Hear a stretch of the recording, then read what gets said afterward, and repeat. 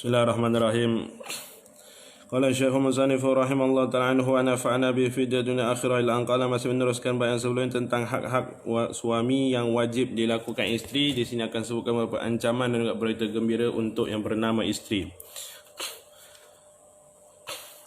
Dan kitab ini beliau berkata,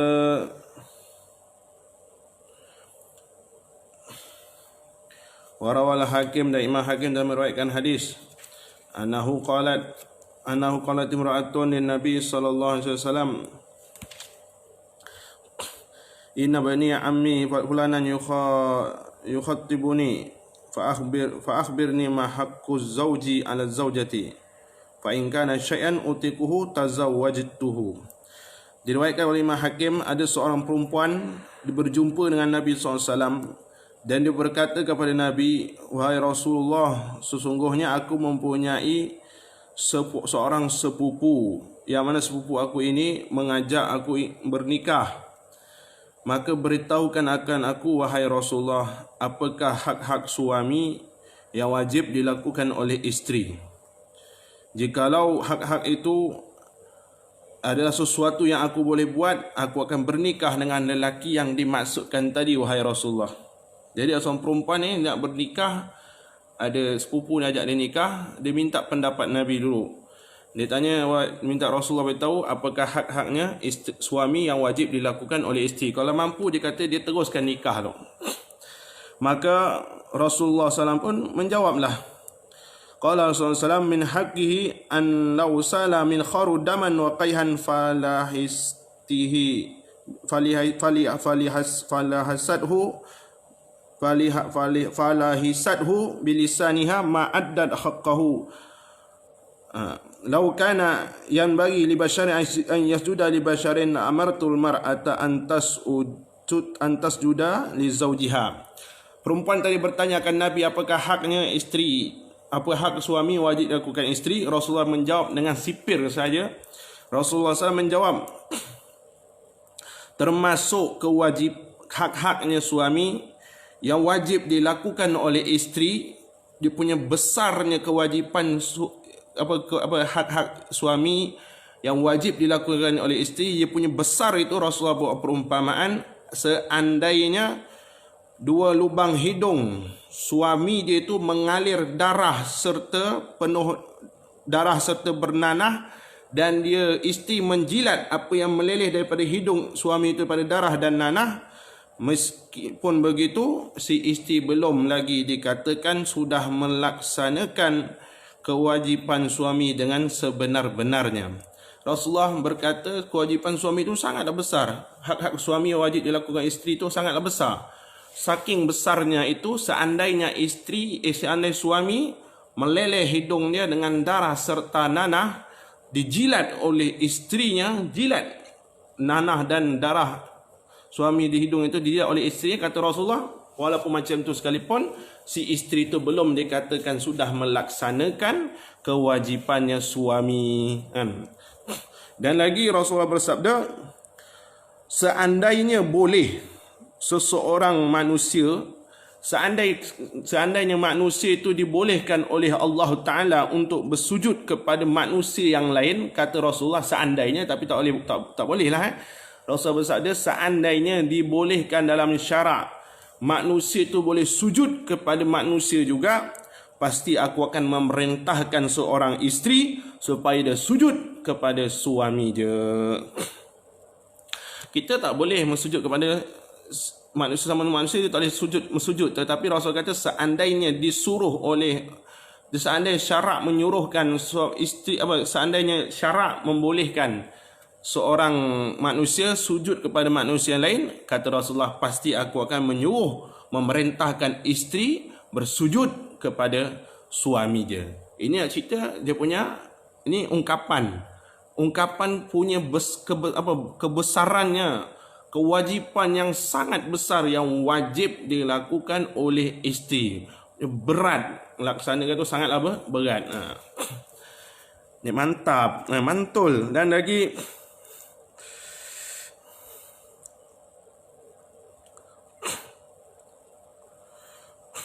di dalam riwayat lain, Berkata Sayyidina Aisyah radhiyallahu anha, Sayyidina Aisyah berkata, sesungguhnya ada seorang pemudi, ada seorang perempuan muda datang berjumpa dengan Nabi SAW. Maka si perempuan ini, gadis ini berkata kepada Rasulullah, "Wahai Rasulullah, sesungguh aku ini adalah seorang gadis yang mana ada yang mau minangkan aku, wahai Rasulullah. Sedangkan aku tidak suka untuk bernikah, ya Rasulullah." Jadi si perempuan ini mengadu kepada Rasulullah. Dia kata ada orang nak meminang dia, tetapi dia kata dia tu tak suka, kan? Dia tak suka nikah. Dia tanya, "Wahai Rasulullah, apakah kewajipannya, hak-hak suami yang perlu dilakukan oleh isteri?" Maka Rasulullah jawab kepada perempuan yang berkata tadi, seperti di hadis tadi lebih kurang, seandainya Rasulullah menjawab membuat satu ungkapan kebesarannya hak suami wajib dilakukan isteri itu, seandainya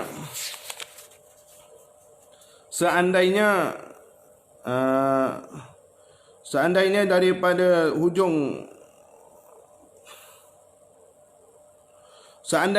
kepala seorang suami itu sampai ke kakinya suami itu mengalir ada nanah, maka dijilat oleh sang isteri itu, maka si isteri itu belum dikatakan sudah betul-betul melaksanakan syukur berterima kasih kepada si suami.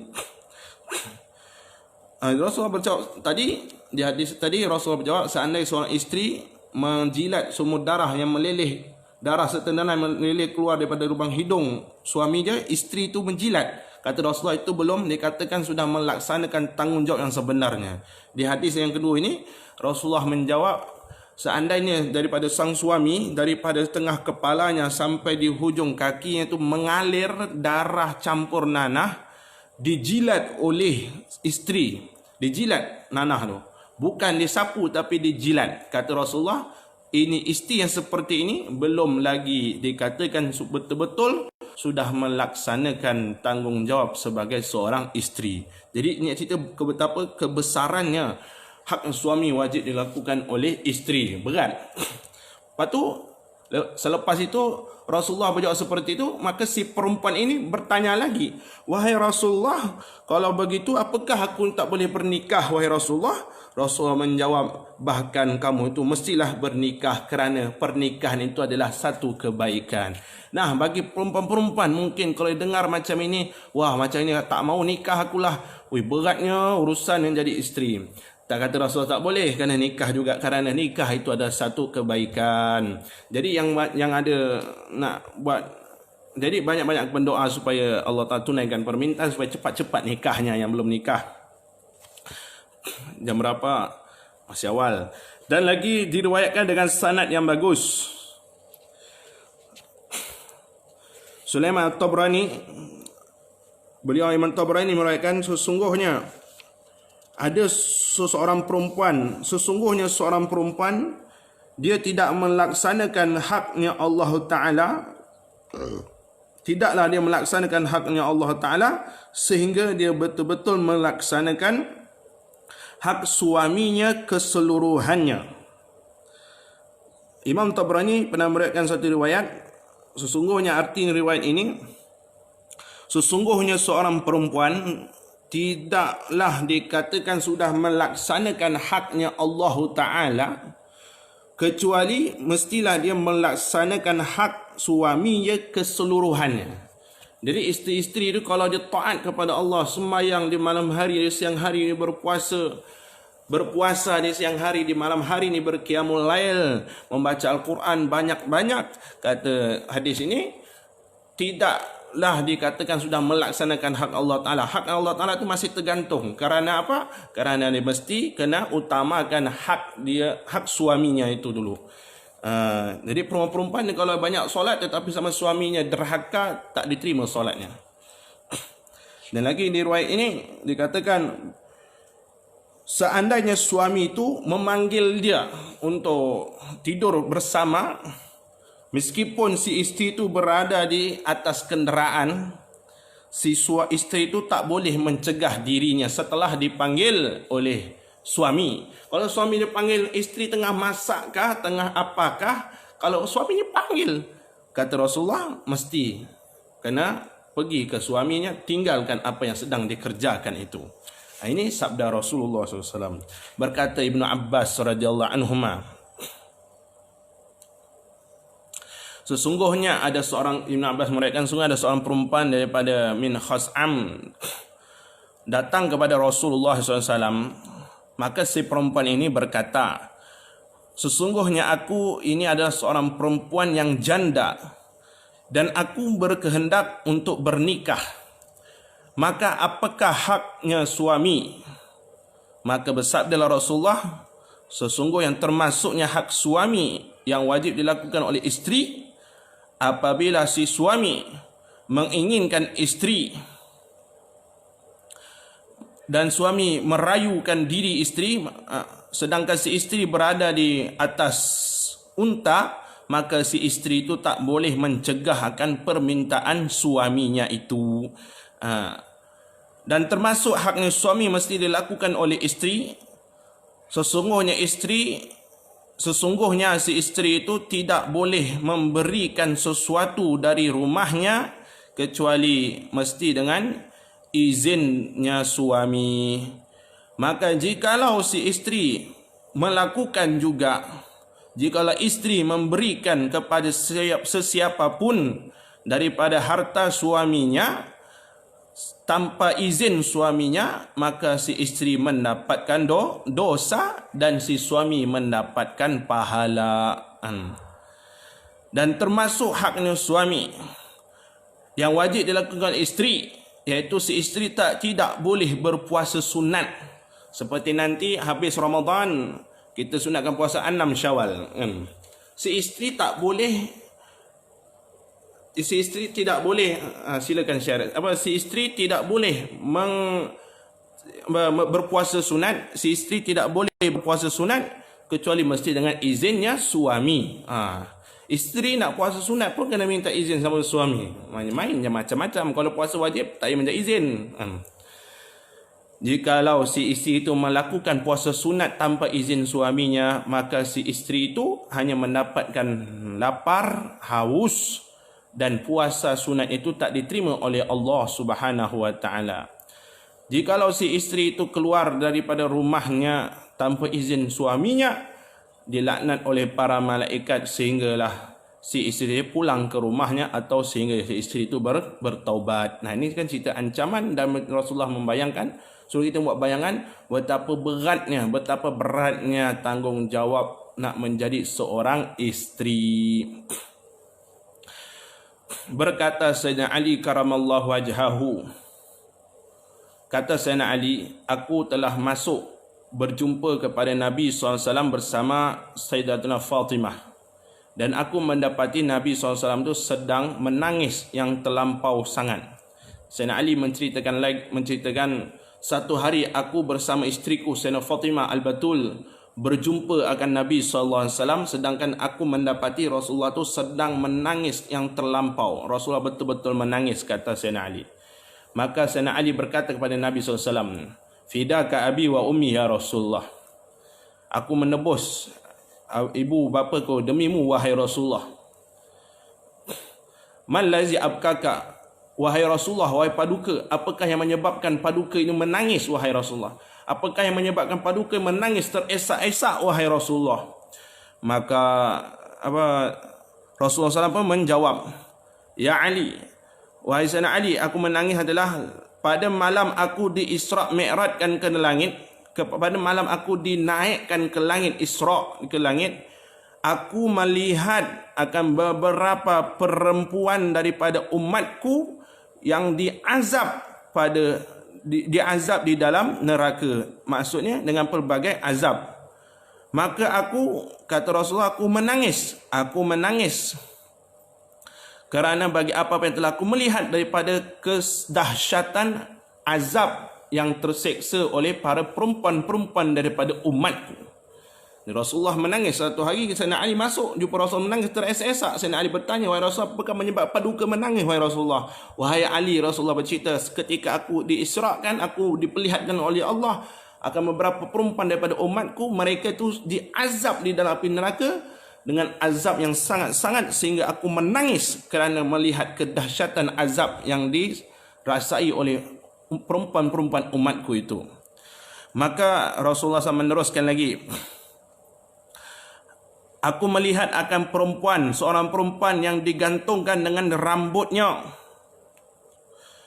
Yang aku melihat satu kelompok perempuan ni yang digantungkan dengan rambutnya ketika Isra itu, sedangkan otaknya itu mendidih. Rasulullah menceritakan tentang azab yang Rasulullah nampak. Pertama Rasulullah kata ketika Rasul Isra, Rasulullah melihat ada kelompok perempuan tergantung dengan rambutnya, sedangkan otaknya itu mendidih. Kenapa? Panas api neraka. Lepas tu Rasulullah bersabda lagi, aku melihat akan sekelompok perempuan yang mereka tu tergantung dengan lidah-lidahnya, sedangkan api neraka hamim, api yang membakar, api yang panas, dituangkan pada halqumnya. Kelompok dua, Rasulullah melihatkan perempuan yang tergantung dengan lidah-lidahnya, dituang melalui daripada halqumnya akan api yang panas. Yang ketiga, kata maksud yang ketiga, dan aku melihat akan kelompok yang perempuan yang lain yang mana diikat akan kedua belah kakinya ke dadanya. Rasul kata, aku melihat kelompok perempuan yang lain yang mana diikat kaki dia ke dada. Diikat kaki ke dada macam mana? Diikat kaki, diikat ke dada, kata Rasulullah. Dan aku melihat perempuan yang lain yang mana kepalanya seperti kepala babi dan badannya seperti badan himar, dan di atasnya ada 1,000,000 azab daripada Allah Subhanahu wa taala. Ada perempuan bagai-bagai Rasul melihat. Ketika Rasul melihat satu perempuan bagai-bagai, kepala macam babi, badannya seperti himar, yang mana mereka mempunyai azab berjuta-juta. Dan Rasulullah melihat lagi, kata Rasul, aku melihat ada perempuan yang rupanya seperti anjing, sedangkan api itu masuk melalui mulutnya dan keluar api tadi daripada duburnya, dan malaikat memukul akan kepalanya dengan palu-palu daripada api neraka. Jadi Rasulullah melihat berbagai-bagailah azab perempuan-perempuan yang diseksa oleh Allah pada api neraka. Ketika Isra Mi'raj, Rasulullah digambarkan oleh Allah, dibukakan oleh Allah betapa dahsyatnya azab-azab itu. Dan lagi, seketika Rasulullah bersabda seperti itu, faqamat Fatimah Zahra, maka berdirilah Sayyidah Fatimah Zahra radhiyallahu anha. Waqalat, Sayyidina Fatimah Zahra berkata, ya habibi, wahai kekasihku dan penyejuk mataku, wa qurratu aini, apakah amalan-amalan perempuan-perempuan yang paduka sebut tadi, wahai Rasulullah? Yang ada perempuan diseksa, ada rambut tergantung, otaknya mendidih, ada yang perempuan yang lidahnya tergantung, sedangkan dimasukkan api melalui halqumnya, ada perempuan yang diikat kaki kepada dadanya, ada perempuan yang yang rupanya kepala seperti khinzir, badan seperti himar, dan ada perempuan yang mana diperlihatkan kepalanya rupa dia seperti anjing, dan api masuk melalui mulut dan keluar ikut dubur, dan malaikat pukul dengan palu-palu kutukul besi. Dan Sayyidah Fatimah bertanya, wahai Rasulullah, apakah sebab mereka itu diazab seperti itu, wahai Rasulullah? Maka Rasulullah menjawab, ya bunayyati, wahai putriku yang kucintai, bermula perempuan yang diperlihatkan oleh Allah kepada aku, perempuan yang diseksa dengan rambut yang tergantung, sedangkan otaknya mendidih, adalah perempuan yang tak mau menutup rambutnya ketika berhadapan dengan orang lelaki yang ajnabi. Dari lelaki ajnabi, perempuan-perempuan yang tak menutup aurat kepalanya, satu helai saja rambut dia tak ditutup, dibiarkan dengan sengaja di depan lelaki ajnabi. Lelaki ajnabi itu siapa? Termasuklah sepupu sendiri, termasuk lelaki ajnabi, ya. Azabnya nanti di hari kiamat, kalau mati tak bertobat, dia akan digantung dengan rambutnya dan otak dia akan mendidih. Itu perumpamaan yang pertama. Dan yang kedua, kata Rasulullah, dan ada pun perempuan yang tergantung dengan lidahnya, dan api masuk melalui halkumnya, itu ada perumpamaan bagi seorang perempuan yang membuat suaminya terganggu dengan sebab lidahnya. Itu perkara perempuan tu Allah SWT lihat akan lidahnya tergantung nanti di hari kiamat, kerana dengan lidahnya itu si perempuan yang suka mengganggu akan suaminya. Dan yang ketiga dan ada pun perempuan yang digantungkan dengan kakinya, maksudnya kaki yang digantung, diikat kepada dada kemudian digantung. Perempuan yang seperti itu adalah perempuan yang selingkuh, perempuan yang berselingkuh. Dan ada pun perempuan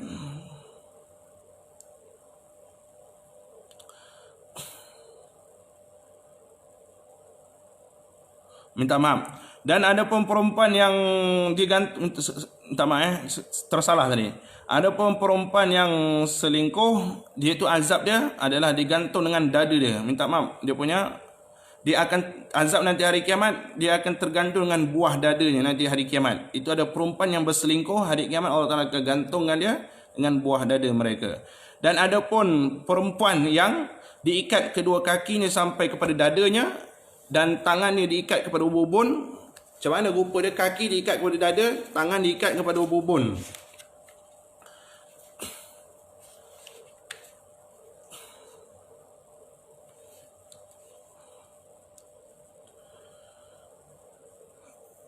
Dan dia itu akan Allah Taala akan menjadikan beberapa ekor ular, dan kalau jengking akan mengelilingi perempuan yang seperti ini. Itu adalah perempuan yang mana tak mau mandi junub dan tak mau mandi daripada haid, dan mengejek-ejek dengan solat. Begitu orang yang perempuan yang mana solat dia mandi junub semua tak betul kan, mandi haid tak betul, nifas tak betul. Orang perempuan yang mandi junub tak betul, mandi haid tak betul, nifas tak buat betul-betul, mandi hadas tak buat betul-betul, di hari kiamat dia azabkan oleh Allah. Kakinya diikat ke dada, tangan diikat kepada ubun macam ni mungkin, dan dia tu keliling akan ada kalajengking dan berapa ekor ular. Itu adalah perempuan yang mandi junub yang tak sah. Dan ada pun perempuan yang kepalanya seperti kepala khinzir dan badannya seperti badan himar. Itu adalah perumpamaan akan perempuan-perempuan yang kuat membawang, kuat membawang namimah dan kuat membohong. Perempuan-perempuan yang kuat membawang di dunia, perempuan-perempuan yang kuat membohong di hari kiamat, azab dia kalau mati tak bersempat bertobat, dirupakan oleh Allah kepalanya seperti kepala khinzir, badannya seperti badan himar.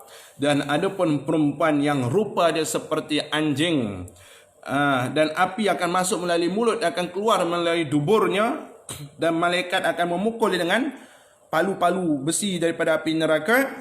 Itu adalah azab bagi perempuan yang suka mengungkit-ungkit akan pemberiannya, yang suka hasud, dan suka hasud. Itu perumpamaan perempuan.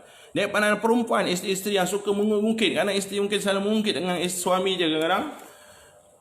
Suami isteri yang suka mengungkit-ungkit dan dia hasud dan dia mati tak bertobat, tak minta maaf sama suaminya, nanti di hari kiamat rupanya itu seperti anjing, dan api akan masuk melalui mulut dan akan keluar melalui dubur, dan sedangkan kena pukul dengan malaikat dengan palu ataupun tukul besi daripada api neraka. Maka Rasulullah menjawab, teruskan lagi, wahai putriku, al-wail, celakalah bagi mana isteri taksi zaujaha, yang mana bermaksiat menentang akan suami dia. Panjang hadis tadi. Jadi sebabkan benda-benda inilah, sebabkan rupa azab yang seperti inilah Rasulullah menangis yang terlampau dahsyat kerana berlaku pada umatnya sendiri. Dan lagi walhasil kata Syekh Banten di sini, walhasil senang cerita, ringkasnya daripada hari itu yang kita sebut sampai sekarang ni, ringkasnya daripada pembahasan di sini, kewajipan hak-hak suami wajib dilakukan oleh isteri. Ringkasan di sini adalah sesungguhnya seorang suami terhadap seorang isteri itu ibaratnya seperti seorang bapa kepada seorang anak. kerana taatnya seorang anak kepada bapanya itu dan meminta redanya adalah satu kewajipan. Jadi kedudukan suami kepada isteri ibaratnya kedudukan seorang anak dengan ayah. Kan? Macam mana kewajipannya anak mesti mencari redha ayah dia, macam mana pun anak mesti kena patuh akan ayah dia. Begitu jugalah isteri kena seperti juga. Kedudukannya isteri kepada suami ini ibarat kedudukan seorang anak kepada seorang ayahnya. Habislah. Wallahu a'lam bissawab. Kejap lagi buka puasa, jangan lupa berdoa semoga Allah kurniakan kita Lailatul Qadar insya-Allah. Pada hari ini kalau siapa perasan daripada pagi sampai ke petang cahaya matahari tak berkeluar sangat, redup saja. Mungkin saja malam tadi malam 23, boleh saja malam tadi malam Lailatul Qadar insya-Allah, tapi kita masih ada peluang beberapa hari lagi. Kata Syekh Hasan Zali Imam Ghazali, kemungkinan ikut kaedah malam 27 adalah malam Lailatul Qadar, kerana ada hadis yang tertentu. Banyak berdoa sama Allah semoga Allah Taala angkat wabak corona dengan segera, dan doakan kami warga pondok insya-Allah. Wallahu a'lam bissawab. Marjual maaf. Apalagi tunggu lagi buka, baca doa banyak. Nasyhadu alla, banyakkan berdoa sambil berbuka, nak menunggu buka puasa tu. Nasyhadu alla ilaha illallah, nastaghfirullah, nas'alukal jannah wa na'udzubika minan nar. Allahumma innaka afuwun karim tuhibbul afwa fa'fu 'anna. Banyak-banyakkanlah berdoa sampailah buka puasa insya-Allah. Wallahu a'lam bissawab. Maaf.